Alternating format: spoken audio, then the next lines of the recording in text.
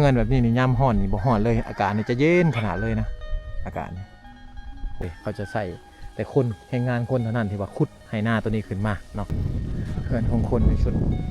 ชนเผ่าปะโกะกระโดนะแต่สมัยก่อนเฮือนอยู่ทางเขตนี่จะเป็นแบบนี้เลย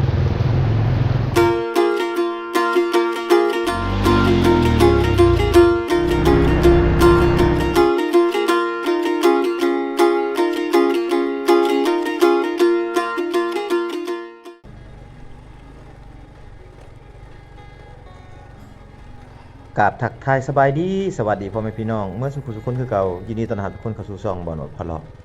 อีพีนี้บ่อโหนดกำลังจะพาพ่อแม่พี่น้องเดินทางกลับเมืองสมุยแขวงสะระวันแต่ก่อนจะกลับเมื่อฮอดพุ่นบ่อโหนดจะถ่ายบรรยากาศหมู่บ้าน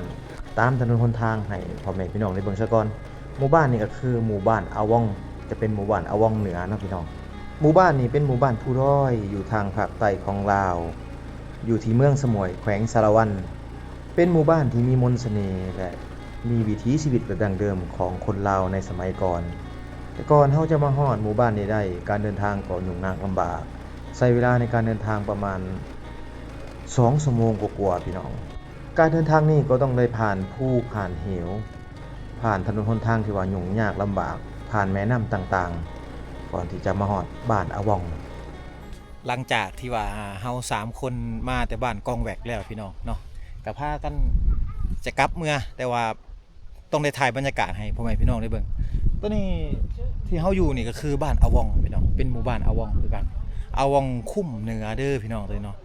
อาวองมีประมาณ3คุ้มพี่น้องก็คือคุ้มเหนือคุ้มกลางคุ้มใต้นะ นี่คือหมู่บ้านอาวองพี่น้องเนาะหมู่บ้านอาวองนี่เป็นหมู่บ้านที่ว่าเกือบสุดของเมืองสมุยแขวงสะระวันแหละพี่น้องเอ้ยเนาะภาคเบื้องพูนที่ว่าชูเฮาไปบ้านกองแวกพี่น้องเนาะบ้านกองแวกก็มี2 คุ้มอยู่เบื้องพูนแหละพี่น้องเข้าไปตัดขาดจากโลกพี่น้องนะบ้านกองแวกนะห่างจากนี้ไปประมาณ4 กิโลเมตรพี่น้องเนาะผู้ในนั้นเป็นผู้ที่ว่าเฮาจะข้ามไปประเทศเวียดนามนะผู้ในนั้นนะเนาะข้ามไปนั่นก็เป็นประเทศเวียดนามพี่น้องเป็นผู้ซ้ายผู้หลวงที่ว่าขัดระหว่างลาวกับประเทศเวียดนาม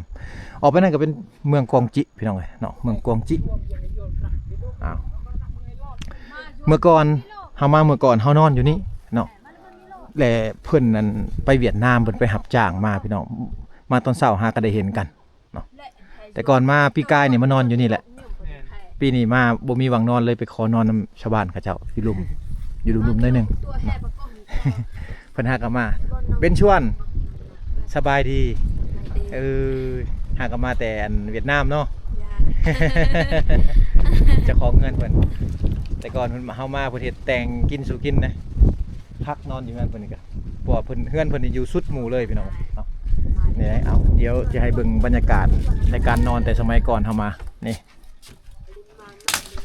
บ่โดนตัวทีมงานมานอนตาปีกายนี่นอนอยู่นี่เลยพี่น้อง3 คนเนาะมานอนนำกัน3 คนมีบ่าวคุยมีพ่อบันดองแล้วก็บ่าวโหดนอนนำกัน3 คนอยู่นี่ตอนเช้าแล้วก็เลาะถ่ายวิถีชีวิตไทยบ้านไปห้องนอนเพิ่นนี่จะมี2 ห้องพี่น้องเนาะข้างในสุดพุ่นจะเป็นเฮือนครัวนะข้างในสุดจะเป็นเฮือนครัวแต่ข้างนี้จะเป็นห้องนอนถ้าว่าแขกคนมาแล้วเพิ่นให้นอนอยู่นี่แต่เพิ่นเข้าไปนอนในเฮือนครัวพุ่นพี่น้องเนาะนี่อ้ายเพิ่นก็หากันมาแต่เวียดนาม บันชวนอ้ายบันชวนเป็นชวนเมียนเขาเนาะเมียนเขาเมียนน้ำเอาคือเฮือนเพิ่นพี่น้องเลยเนาะอันนี้เกยนี่คือเกยล้างถ้วยเลยล้างถ้วยล้างบ่วงนี่คือเฮือนเฮาแต่สมัย20 ปีก่อนแต่ว่าจะคือประเทศไทยเมื่อ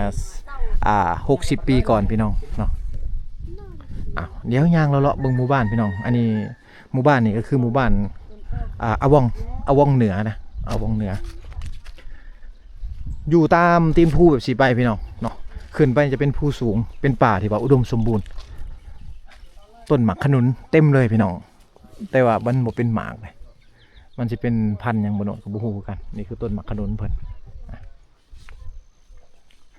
เบิ้งบนต้นบากใหญ่ๆเลยนะต้นหมากขนุนนี่ โอ้เงินซานเพิ่นนี่คักขนาดเลยนะเงินซานเพิ่นกองตารางเต็มด้วยไม้เลยทางเขตนี่ทำอิฐมโนดคิดว่าทางเส้นนี่ไปฮอดเวียดนามเนาะแท้จริงแล้วมันจะบ่ฮอดเวียดนามพี่น้องทางเส้นนี้มันจะบ่ได้ฮอดเวียดนามฮอดแต่บ้านกองแวกนั่นแหละเนาะแล้วก็สุดเท่านั้นพี่น้อง เนาะถ้าว่าสิไปเวียดนามต้องได้ย่างไปอีก30กิโลเมตรอันนี้จะเป็นไหหน้าได้ ตามหล่องภูหน่อยๆไปสิจะเป็นไหหน้าเขาจะขุดลงพี่น้องขุดลงเนาะปลูกเขาก็จักสิได้หรือบ่พี่น้องหน้ามันบ่มีมันอยู่เทิงภูสูงแบบสินี่เป็นไหหน้าเพิ่นเดี๋ยวนี้นี่เพิ่นกำลังจะเฮ็ดอันนั้นเฮ็ดน้ำลิ้นให้กับชาวบ้านเขาเจ้าในทางเขตนี้ถึงว่าจะอยู่ข้างในแต่ว่าชาวบ้านเขาเจ้าก็ยังเลี้ยงงัวเลี้ยงควายนะอยู่เทิงนี่จะเป็น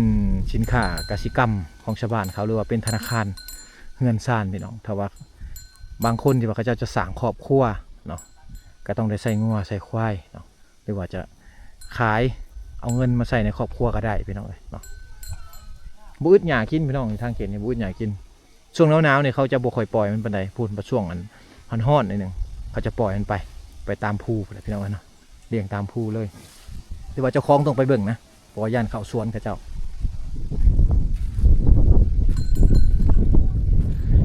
เบิ่งงัวเพิ่น เป็นงัวทึกนะถึงว่าจะมีไฟฟ้ามาฮอดเฮือนฮอดซานแล้วพี่น้องแต่ว่าชาวบ้านเขาเจ้าเนี่ยจะบ่ได้ใช้เนาะเขาจะใช้พลังงานแสงอาทิตย์แบบนี้เขาจะบ่ได้เสียค่าไฟเลยพี่น้องเนาะน้ำคือกันบ่ได้เสียพี่น้องเนาะเสียแต่ค่าซื้อมีซื้อของแฟบซื้อแป้งนัวซื้อเกลือเท่านั้นนะ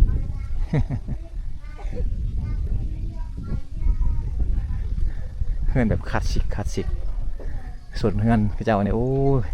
เป็นสายภูนะสายภูลงไปเลยเป็นเฮือนไม้ฟ้ากระแตะชีวาเขาเจ้าอาศัยอยู่นี่เฮือนแบบนี้นี่อายุประมาณ20 ปีแล้วเนาะ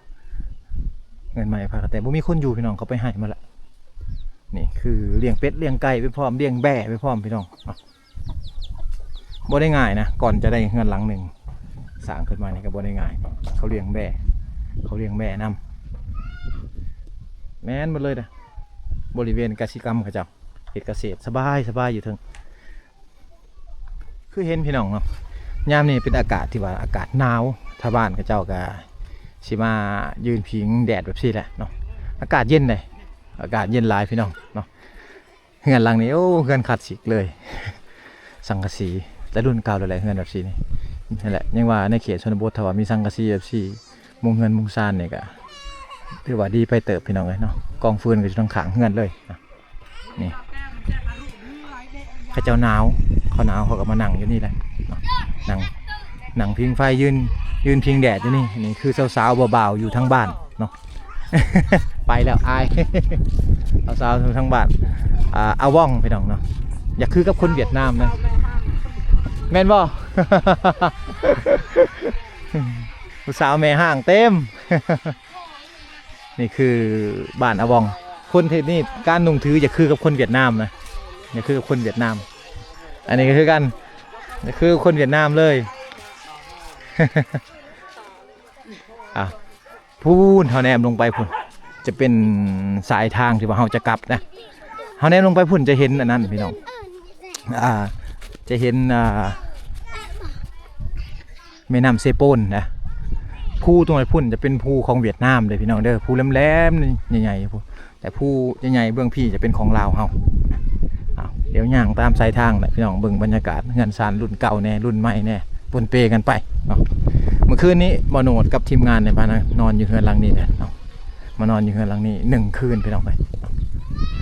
ถือว่าเป็นอากาศที่ว่าหนาวอยู่ดึกๆมาหน่อยหนึ่งแห้งหนาวคักพี่น้องอากาศประมาณ9 องศานี่แหละมาใครแต่พโนเอาผมมา2 ผืนใส่อยู่บ่ได้เลยนะนี่อันนี้คืองานคือซ่านเพิ่นคือว่าบ่โนดมานอนเมื่อคืนนี้เนาะกะบ่ได้ถือยังมาพี่น้องถือแต่กาแฟกับชามาให้เพิ่นเนาะเมื่อคืนนี้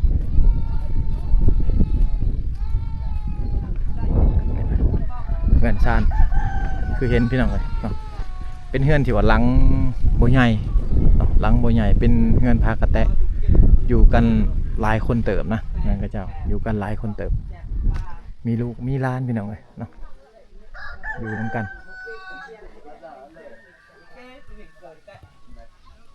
เป็นจุดที่ว่าวัยรุ่นมาอยู่นี่หลาย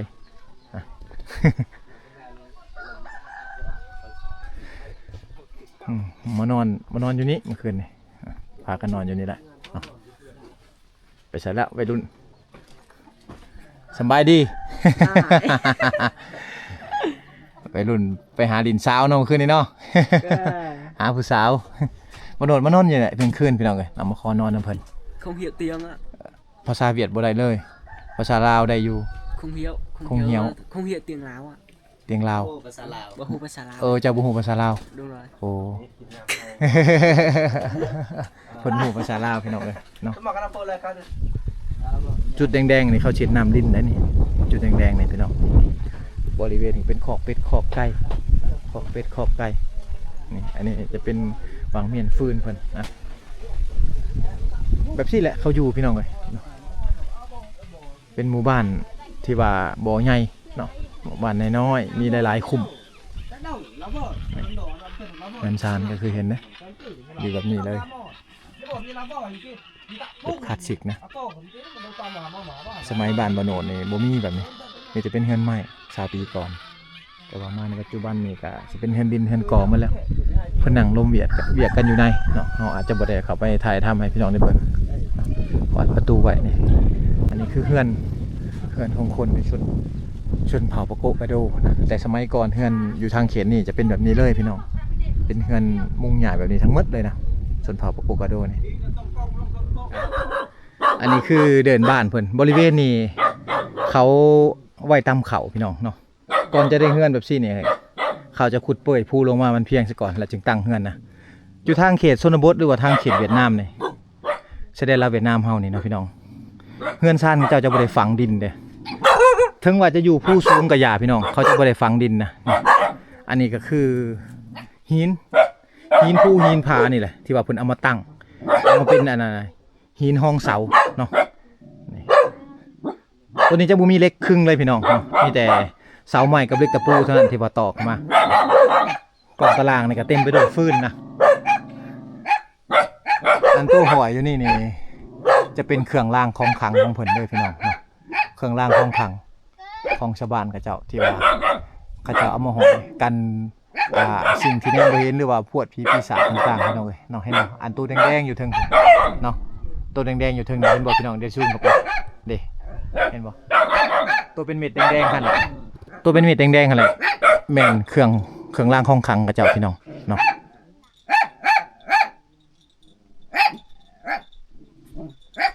เอาย่างเบิ่งเลาะเบิ่งพี่น้องอยู่วางนี่จะเป็นน้ำลิ้นเนี่ยเพิ่นปักหลักไว้แล้วนี่ปักหลักแดงๆนี่เขาสิมาเฮ็ดน้ำลิ้นให้กับชาวบ้านเขาเจ้าให้ได้หมดทุกหลังคาเฮือนน้ำลิ้นบัดนี้นี่น้ำลิ้นจะบ่ได้ปล่อยถิ่มพี่น้องเขาจะใส่กอกเนาะเขาจะใส่กอกให้กอกปิดเปิดคือแบบน้ำประปาแหละเนาะทางหลังเฮือนเขาเจ้าก็สิเป็นภูเขา360องศาอ้อมหอบไว้ลงไปนี่ก็เป็นสวนมันสำปะหลังพี่น้องอันนี้ก็คือยางบงนี่ก็เนาะเป็นต้นยางบงนะอันนี้คือต้นยางบงอันนี้เขาตัดแหละพี่น้องตัดเอาไปขายเลยแหละเนาะยังบ่ทันใหญ่ๆอีก7 ปีข้างหน้าพี่น้องได้ตัดขายอีกเท่านึง มีเพื่อนอยู่ชาติในเขตนี้ก็มีต้นหมากส้มโอพร้อมต้นหมากส้มโอในชาวบ้านเขาปลูกขึ้นมาก็ประมาณเดือน12นะพี่น้องเลยเนาะเดือน12นี่หมากเต็มเลยได้เนาะแต่ว่านี่มันมืดแล้วกำลังสิปลงใหม่ยังมีบ่หลายหมากส้มโอกันเลยยังมีน้อยเดียวเนี่ยเดือน11 12นี่ได้กินแล้วเนาะ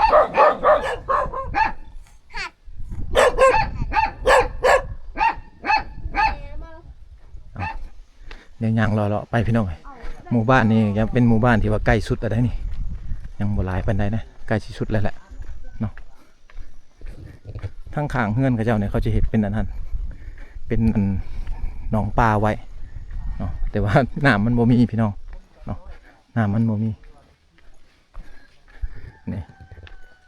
แต่สมัยก่อนบ่โนดบอกโลดว่า10 ปี20 ปีขึ้นหลังนี่เฮือนแถวเขตนี่จะเป็นแบบนี้หมดเลยบ่ว่าแต่เป็นในตัวเมืองสมุยเนาะก็สิเป็นแบบนี้พี่น้องกันซานเขาเจ้า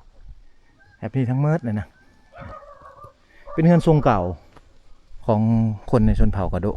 ปะโกะกะโดพี่น้องเนาะพูดก่อนจะได้เฮือนหลังหนึ่งกับโบง่ายขุด ต้องได้ขุดให้มันเพียงซะก่อนถ้าว่าขุดเพียงแล้วก็สิได้เจอขี้หินพี่น้องเนาะก็คือขุดน้องนี่ขี้หินเต็มเลยนะขี้หินเต็มทั้งหมดเลย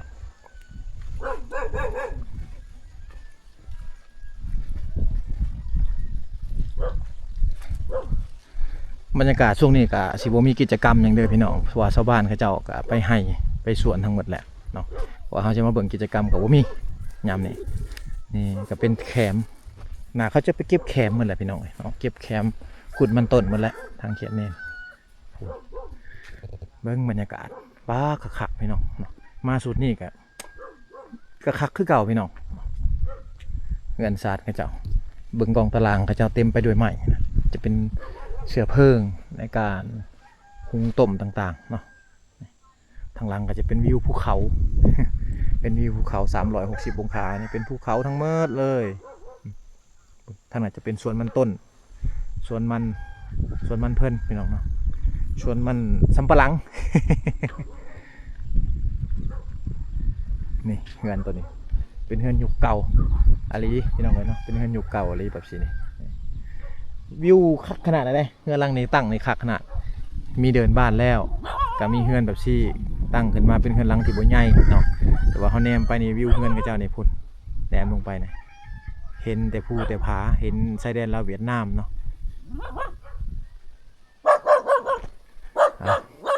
เป็นเฮือนดั้งเดิมของคนในชนเผ่าปะโกะกะโดเฮือนนี่เฮ็ดมาด้วยหญ้าคาตัวนี้จะเป็นหญ้าคานะจะเป็นหญ้าคาได้พี่น้องเป็นยังนอนอยู่เนาะโอ้รบกวนเขาได้พี่น้องเลยนี่เฮือนกับเจ้าเขาจะเฮ็ดมนอ้อมไปแบบนี้แหละเนาะเฮือนสไตล์แบบนี้เนี่ยจะคือกับเฮือนอยู่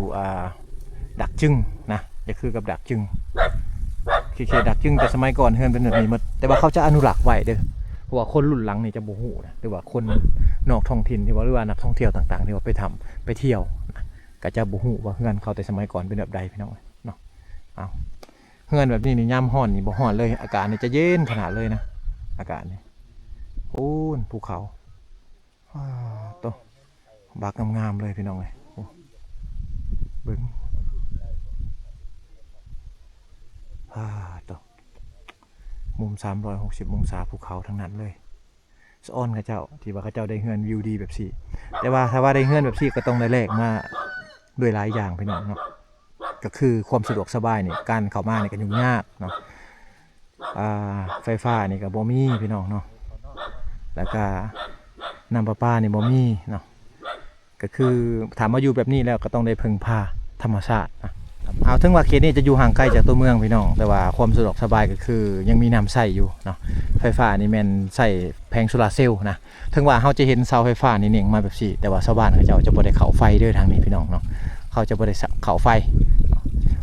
เขาจะใส่แต่แผงโซลาร์เซลล์เท่านั้นเพราะว่าคนในเขตนี้เขาคิดว่าการเข้าไฟฟ้าให้มันมีความสะดวกสบายขึ้นกับบ่ได้จำเป็นสำหรับเขาเจ้าพี่น้องเนาะเพราะว่าเขาเจ้าก็บ่ได้ใส่หลายขนาดนั้นเขาซื้อหม้อยกมาแล้วก็แผงโซลาร์เซลล์ชุดหนึ่งเนาะชุดแบบนอนหน้านะพี่น้องมาใส่ไว้สากโทรศัพท์เท่านั้นพี่น้องเพราะว่าทีวีทั้งนี้เขาเบิ่งเขาใส่อินเทอร์เน็ตเอาอินเทอร์เน็ตก็คือใส่มาแต่เวียดนามมันเองพี่น้องเลยเนาะอยู่ข้างเทิงนี่บนเฮ็ดจะเห็ดหน้านะเนาะมีน้ำแบบสี่ปอยลินไปแบบสี่อันนี้ก็คือน้ำลินที่ว่าชาวบ้านเขาต่อมาเองใส่กันประมาณ3-4หลังคาเฮือนนี่น้ำลินแบบนี้แหละพี่น้องแล้วเขากะเห็ดหน้าไปพร้อมนี่คือถงนาเขาเจ้าที่ว่าเขาขุดด้วยมือเลยพี่น้องเนาะขุดด้วยมือเลยอันนี้จะเป็นถงนาเดี๋ยวนี้กำลังเป่งน้ำใส่กำลังจะเห็ดนาปีนี่จะเป็นถงนาก่อนจะได้ถงนา3-4 ไร่แบบสี่เนี่ยก็บ่ได้ง่ายพี่น้องต้องได้ใส่แรงงานนะเพราะว่ารถไถยังบ่มีเลยได้อยู่ทางเขตนี้จะบ่มีรถไถเลยเขาจะใส่แต่คนแรงงานคนเท่านั้นที่ว่าขุดให้หน้าตัวนี้ขึ้นมาเนาะก่อนจะได้เข่าหา6 กระสอบนี่ก็บ่ได้ง่ายแต่ว่าบ่โนดคิดว่าอยู่ทางเขตนี้นี่ได้เข่าบ่เกิน10 กระสอบพี่น้องส่วนหลายเขาจะบ่ได้ปลูกเขาจะปลูกมันเนาะพืชสำปะหลังต่างๆที่ว่าชาวบ้านเขาจะเอาไว้ขายเอาเงินไปซื้อเอาเข่าเอาพี่น้องเนาะเอานี่แหละก็คือวิถีชีวิตไทยบ้านเขาจะอยู่ทางเขตชนบทซอกลีกพี่น้องที่ว่าบ่มีไฟฟ้าบ่มีน้ำประปาบ่มีสัญญาณโทรศัพท์ฝั่งลาวเนาะมีแต่สัญญาณโทรศัพท์เวียดนามนั่นเองแต่ว่าก็แลกด้วยบรรยากาศที่ว่าดีบรรยากาศที่ว่าคักพี่น้อง น้องๆเพิ่นอยู่ในบ้านอาว่องนี่แหละพี่น้องเนาะส่วนรายการสื่อสารอยู่ทางเขตนี่ก็เป็นภาษาชนเผ่าปะโกกะโดนะบ่โนดอาจจะบ่ได้สื่อสารกับเพิ่นหรือว่าบ่ได้ถามเนาะถามก็บ่เข้าใจกันพี่น้องเอ้ยเนาะก็ต้องขอโทษขออภัยนำ FC เพิ่นสุขุสุคนเด้อที่เข้ามาติดตามนะครับชม